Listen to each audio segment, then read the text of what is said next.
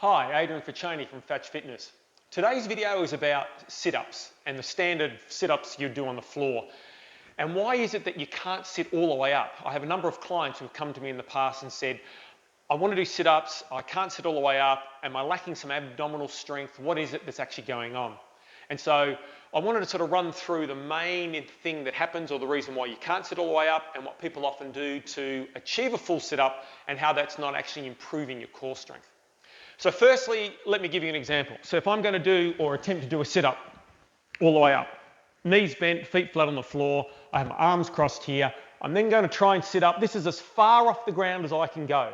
So I've contracted my abs fully, I've lifted my rib cage off the ground, but that's it. I just can't get any further off the ground no matter how hard I go. Now you see some people will try and swing their way up and use a bit of momentum, but that doesn't really help. What you then see is people will do one of two things. They'll either put their feet underneath something or they'll get someone to hold their feet down. And that then changes everything about the exercise. So let me demonstrate. So here I've got a small weight. I'm going to pop that on my feet. I'm going to climb back to my start position again here. And then what I'm going to do is I'm actually going to sit all the way up, relatively easy.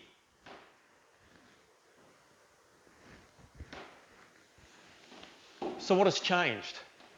It's got to do with what are known as your hip flexors. So what are your hip flexors?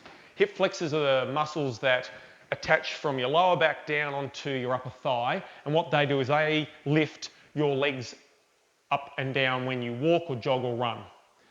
Now, if you hold your feet down, then the hip flexor can work in reverse. Instead of pulling your legs up, they can then pull your body up instead. Now, while that's potentially dangerous is because your hip flexors are attached to your lower back. If you don't have good core strength, as you sit up with your feet being held down, your hip flexors are pulling on your lower back, on your lumbar spine to pull this entire upper body up off the floor.